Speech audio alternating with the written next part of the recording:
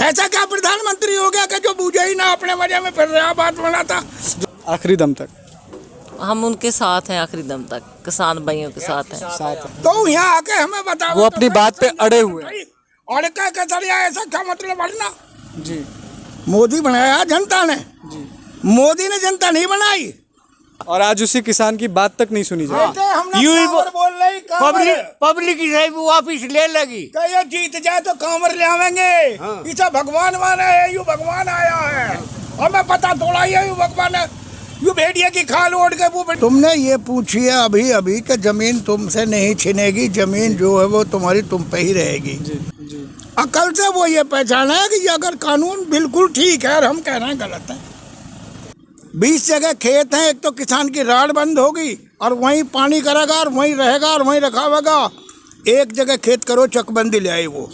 आंदोलन की गलियों में घूमते घूमते हम इस जगह पे पहुंचे हैं जहां कई लोग मिले, कुछ बुज़ुर्ग हमें मिले जिन्होंने बहुत अच्छी अच्छी बातें कही। अब हम एक बात करना चाहेंगे उन शख्स से जो कनाडा से यहाँ पे आए हैं और इस आंदोलन को सपोर्ट कर रहे हैं। थोड़ा उनसे बात कर लिया जाए। सर, आप कनाडा से कहाँ से, मतलब यहाँ कैसे आए, थोड़ी बात बताएं थोड़ा। मैं कनाडा में कैलगरी में रहता हूँ, कैनेडियन सिटीजन हूँ, लेकिन मेरी जड़ें जो हैं वो तो इंडिया की हैं। मेरे बड़े बुज़ुर्ग सदियों से खेती करते आए हैं और अभी भी हमारे पास खेत हैं। जब हम पता चला कि मोदी जी हमारे खेत या हमारे लोगों के खेत छीन के कारपोरेट घरानों को दे रहे हैं तो हमें भी दुख लगा। मैं अपने सभी किसान भाइयों की बताने आया हूं कि आप अकेले नहीं हो, हम भी आपके साथ हैं। एक कॉमन सी सवाल है जो लगातार पूछा जा रहा है, लगातार ये बयानबाजी में लोग जो नेतागण हैं, जो जिस पार्टी के जिसके विरोध में आप हैं, वो इल्ज़ाम लगा रहे हैं कि जो भी बाहर से आ रहे हैं उनको बाहर से फंडिंग मिल रही है। आप बाहर से आके यहाँ पे फंड कर रहे हैं, तो इसमें क्या सच्चाई है, हकीकत क्या है, वाकई में ये सत्य है या फिर सिर्फ आप पे इल्ज़ाम लगाया जा रहा है? इंडिया में कोई भी प्रॉब्लम आती है तो हमेशा जहाँ तो पाकिस्तान को ब्लेम कर देते हैं, जहाँ कनाडा में बोल देते हैं कि उधर खालिस्तानी है, वो इधर फंडिंग कर रहे हैं। जेकर इन लोगों के पास इतना ही फंड है तो क्या हमें इंडिया में आंदोलन करने के लिए ही फंड देना है? कितने गरीब लोग हैं उनको नहीं हम दे सकते? हम फंड देने नहीं आए, हम इमोशनल सपोर्ट देने आए हैं और उनको ये बोलने आए हैं कि हम आपके साथ हैं। ठीक है, तो आगे का मतलब क्या प्लान है कि कब तक, अगर, क्योंकि सरकार तो अभी आपकी बात नहीं सुन रही, ऐसा लग रहा है कि नहीं सुन रही है, तो कब तक नहीं सुनेगी, कब तक आप आखिरी दम तक, मतलब आखिरी जोट यहाँ पे खड़े रहेंगे, लगाएंगे? हम तो अपने किसान भाइयों के साथ हमेशा खड़े रहेंगे क्योंकि हमारी जड़ें ही किसानी है। मैं भी इंडियन नेवी में भी मैंने काम किया है 15 साल। 15 साल आपने इंडियन नेवी में भी रहा हूँ। हाँ जी, मर्चेंट नेवी में भी रहा हूँ। लेकिन अभी मेरे को पता चला कि मेरे भाइयों, मेरे बुज़ुर्गों को तंग किया जा रहा है, उनके हक़ छीने जा रहे हैं। तो मैं उनकी इमोशनल सपोर्ट, फाइनेंशियल सपोर्ट तो हम ज़्यादा कर नहीं सकते क्योंकि बाहर से हम ऐसे फंडिंग नहीं कर सकते जो मोदी जी बोलते हैं। उनके आदमी ज़रूर बाहर भेजते हैं पैसे, हमारे लोग ऐसे नहीं है कि इधर आके पैसे। ये तो हर किसान के पास गेहूँ है, हर किसान के पास सब्ज़ी है। हरियाणा से आप डेली देखो, ट्रालियों की ट्रालियाँ सब्जियां और गेहूँ, अनाज और दूध और लस्सी आ रही है। और जेकर इनकी अपने इच्छा से तो इधर मल्टी स्टोरी बिल्डिंग ना बन जाती। ये कहाँ हमारे 80-80 साल के बुजुर्ग कहाँ रह रहे हैं? देखो, आपको लग रही है कि कहीं इनके पास बहुत पैसा है और इधर बैठे हैं? हाँ जी, इनका तो डर ये है कि हमारी जो आज़ादी है छीनी जा रही है और हमारे जो ये ज़मीन, जैसे मोदी जी पूरे इंडिया के जो पैसा है वो 2 कारपोरेट घरानों को दे रहे हैं। तो मैं तो यही सुन रहा हूँ सबसे कि 2 गुजराती जो हैं वो देश को बेच रहे हैं और 2 गुजराती ख़रीद रहे हैं। तो बेचने वाले भी दोनों गुजराती हैं और ख़रीदने वाले भी दोनों गुजराती हैं। क्योंकि आपको पता है कोरोना टाइम चल रहा है, इससे पहले भी देश में आंदोलन हुई थी, शाहीन बाग में काफ़ी बड़ा आंदोलन था, बहुत चीज़ों को लेकर प्रोटेस्ट हुई थी, लेकिन कोरोना के वजह से उस प्रोटेस्ट को दबा दिया गया, कहा जाए तो। तो दूसरी लहर जो है कोरोना की वापस से देश में आ रही है ऐसा लग रहा है, क्योंकि जैसे जैसे आंकड़े निकल कर सामने आ रहे हैं देश में लगातार हर दिन 40,000 50,000 केसेस आ रहे हैं। तो क्या किसान आंदोलन इससे झुकेगा, रुक जाएगा? देखो जो ना महाराज का कोरोना आई नहीं राजस्थान लोग घूम कोविड गया क्या जो है मुझे कोरोना कहीं पाई नहीं छिका तो नहीं दे रहे। ये जो कोरोना है, क्या ये किसान आंदोलन में आके घुसेगा? क्या वो रैली जो कर रहे हैं, लाखों की रैली हो रही है, पॉलिटिकल रैली उड़ीसा में, बंगाल में, जहाँ जहाँ भी इलेक्शन हो रही है, मतलब जो इल्ज़ाम लगा रहे हैं कि मतलब जो बातें की जा रही है कि कोरोना की वजह से हम ये किसान आंदोलन रोकेंगे, वो खुद रैलियां कर रहे हैं। बिल्कुल यही बात है कि इनको कोई खुशी नहीं है इधर बैठने की। ठीक है, कोरोना होगा, ऐसी बात नहीं, कोरोना है भी है, इसमें मनाही नहीं है, लेकिन मुश्किल है, इसी वजह से हम बैठे हैं, कठिनाई है। मुश्किल की वजह से फिर भी ये लोग बैठे हैं। तो 2 महिलाएं हमारे साथ बैठी हैं, हम उनसे जानना चाहेंगे कि उनकी क्या इस पे राय है। किसान जो बिल आया है गलत है आपके हिसाब है जा 100% गलत है। 100% गलत है। आप भी बाहर से आई हैं, कहाँ से? जा कनाडा से। कनाडा से आप भी आई हैं, तो अपने लोगों को सपोर्ट करने के लिए क्या लगता है कब तक, जब तक ये आंदोलन है तब तक आप यहाँ रहेंगी? जा आखिरी दम तक? हम उनके साथ हैं आखिरी दम तक, किसान भाइयों के साथ हैं। साथ क्यों नहीं ले रहा भाई वो, जब किसान नहीं चाह रहा उसको? भाई किसान तो आंदोलन से हट नहीं रहा। अब तो यहाँ से ही हो, चाहे यहाँ अब जो होली फूक जाएगी, दीपावली चाहे ही मन जाओ। आज भारत बंद का ऐलान किया गया था, लेकिन हम बाहर से भी अभी दिल्ली होकर आए हैं और भी जगहों से हमें खबर सुनने को आई है। भारत बंद का जो माहौल है वो सिर्फ बॉर्डर या जहाँ पे आंदोलन चल रहा है उसके करीब देखा गया है, उसके बाहर ज़्यादा कुछ नहीं देखा गया इस पे। और जिस आशय से अब हम लोग 2024 तक का इनका विदा कर देंगे, और विदा करके बाद हम लोग मांग करेंगे कि जो हमारा साथ शोषण हुआ, हमारे देश के पर जो बेचा गया, जो हमारे साथ 2024 तक अगर बिल वापस नहीं लिया जाता तो खड़े रहेंगे यहीं पे 2024 तक बैठे रहेंगे, एक पैसा निकलवाने का काम करेंगे इनसे प्रेस पे। और सुनो भैया एक बात तो मिलकर एक सेकंड। अच्छा, इस पे एक आप कनाडा से जॉब करते हो, यहाँ पे आए, आपसे बात, जैसे प्राइवेटाइजेशन भी एक मुद्दा हो रहा है, जैसे आपने कहा कि लीज पे दिया जा रहा है, बेचा जा रहा है, प्राइवेटाइजेशन भी एक मुद्दा हो रहा है, तो किसान देखो मैं प्राइवेटाइजेशन पे क्या कहेगा? देखो इसीलिए तो किसान जो है वो ये चाहता है कि मेरी जो आज़ादी है वो छीन के किसी और, मेरी आज़ादी किसी और को ना दी जाए।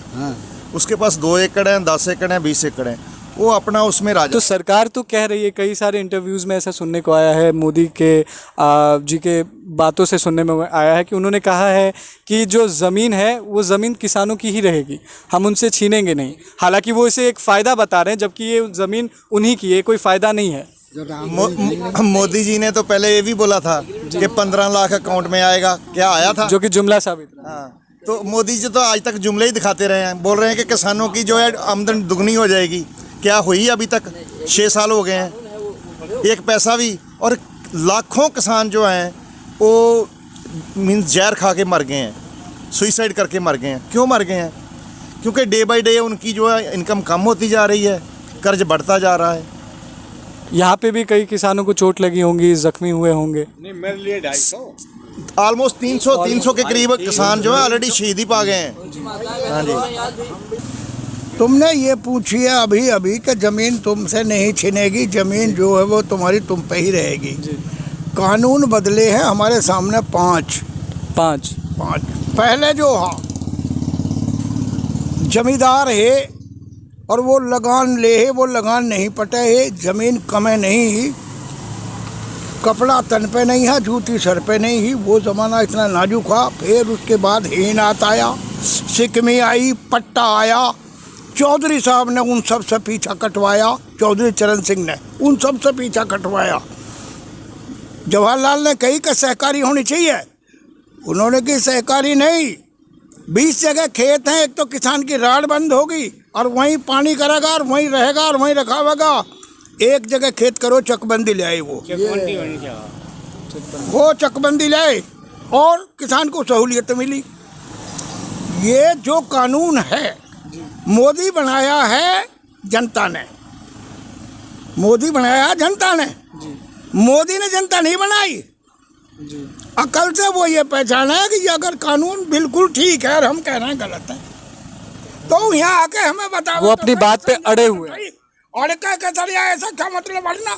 जी जब बाप बेटे का माँ बेटे का विवाद है, इतना आमने सामने बैठ कर बात नहीं करेंगे तो क्या होगा? जी भाई वो बाप समझ ले या माँ समझ ले, हमें संतान समझ ले, कम से कम आके यहाँ बूझे तो सही कि भाई समझ ये तो लाभ है, ये हान है। ऐसा क्या प्रधानमंत्री हो गया कि जो बूझे ही ना, अपने मजे में फिर रहा बात बनाता, जो सिर्फ अपनी बातों को माने, आपकी बातों को सुने तक ना। सुने तो सही है कि भाई ये तो लाभ है इसमें, ये हान है। हम सहमत हों या ना सहमत हों, देश में इतना बड़ा जुल्म होने वाला है। सुन ले मेरी बात जी। अगर मोदी ने ये बात नहीं सुनी और वाकई कानून गलत हैं, तो क्या मोदी को या ये जो बनाए अंडानी अंबानी ये गांव में चले जाएंगे, गांव में कर लें देंगे गांव इस काम को? क्या गांव गारत हो जाए, जनता गारत हो जाए, लेकिन कानून को बाध्य नहीं होने देंगे। तुम बूझते बूझते हार गए, हम बताते बताते हार गए। मोदी ने कैंसर पाल दिया, कैंसर का हाथ मोदी ने लगा दिया। फोड़े तो शुरू से ही होते चले आ रहे हैं किसान की गैर, लेकिन इसने कैंसर बनाकर फोड़ दिया। इसका इलाज जनता ही करेगी, डॉक्टर तो फेल हो गए। जी ये जो रूप दिया था ऐसे भगवान का, ये पब्लिक ने दिया था। पब्लिक ने दिया। पब्लिक वापिस ले लगी किन्हें भगवान का रूप दिया था? मोदी किसान ने मोदी को। जो यू रूप दिया था, यू पब्लिक ने दिया था। भगवान माने आयो, भगवान मान लिया, ये भी सब वापिस लेगी पब्लिक। हर हर मोदी, घर घर मोदी। ये हम ना क्रांति 2014 में मोदी के सपोर्ट में थे, इसका मतलब आपने वोट दिया था, लेकिन किसानों ने वोट दिया था 2014 में। वोट दिया था, भगवान का रूप जो दिया था, यू पब्लिक ने दिया था, 36 जाट ने दिया था। और आज उसी किसान की बात तक नहीं सुनी जाए। पब्लिक ही वापिस ले लगी। ये जीत जाए तो कांवर ले आवेंगे। इसे भगवान माना है, यू भगवान आया है, हमें पता थोड़ा ही है यू भगवान है। यू भेड़िया की खाल ओढ़ के वो बनी आया भेड़िया, हमें यो पता नहीं है कि खाल बदल के आया ये आदमी। हमें तो तोबा तोबा, भगवान इससे कैसे पीछा कटे। ये प्रधानमंत्री है, अब भी है, जब भी है। अब हम कुछ कहने लगे तो कुछ बस की थोड़ा ही है हमारे। एक बात जरूर है, या लिख ले, फिर मैं वो कहने भूल गया। फिर जी जी जी तुम बार बार पूछते हो और हर एक पूछता है, इसका आखिर होगा क्या? इसका आखिर ये होगा कि शिक्षा मिलती है भूत से, और प्रमाण भी भूत से मिलता है। भूतकाल को देखो उठा के कि जिनने जैसा कराया है उसे वैसा ही फल मिला है, समझे? तेग बहादुर ने जो कुर्बानी दी, भगत सिंह ने जो कुर्बानी दी, वो उद्यमादे नहीं है। उन्होंने स्थिति को देख के कराया। हम जैसे आदमी यहाँ, मेरी बूझ ले तो हम जैसे आदमी तो यहाँ मर के जाएंगे, जिंदे जा ही नहीं सकते अगर कानून नहीं हुआ ठीक। तो ये कहने सुनने की बात नहीं है। ये हम जैसे बैठे हैं, हम बिना मरे नहीं जाएंगे यहाँ से। बार बार की बात है। तो अभी हम बुजुर्गों के साथ बैठे थे। जी जी एक सेकंड। एक मिनट देख, ऐसा है इसके आर पार में देखो। हाँ हाँ जी जी दादी देखो, पहले तो मान ले और हमारे बस का नहीं कानून रटाना है। 2022 का इलेक्शन है, इसमें यूपी में इसे हवा नहीं आने देंगे। 2022 के इलेक्शन में हवा नहीं आने देंगे। फिर 2024 का है, हम हैं उसमें पूरे हिंदुस्तान में नहीं आने देंगे। इतने अच्छा रहेगी ये जो गांव में अपने कर्मचारी भेजेंगे, कागज पे लिखो जाओ, वहाँ हमेशा लागू नहीं होने देंगे। ये इन्हें जिंदे नहीं आने देंगे। हमारे दौरे सब कुछ है बस, पर हम आगे औलाद कानूनी को आने के कि हमारे बड़ों ने कुछ नहीं करा। तो ये किसान आंदोलन के बीच बुजुर्गों की सभा बैठी थी और हमने काफ़ी सारे सवाल और जवाब किए। किसानों का कहना है कि आखिरी दम तक लड़ाई करते रहेंगे, जब तक जीतेंगे नहीं तब तक छोड़ेंगे नहीं।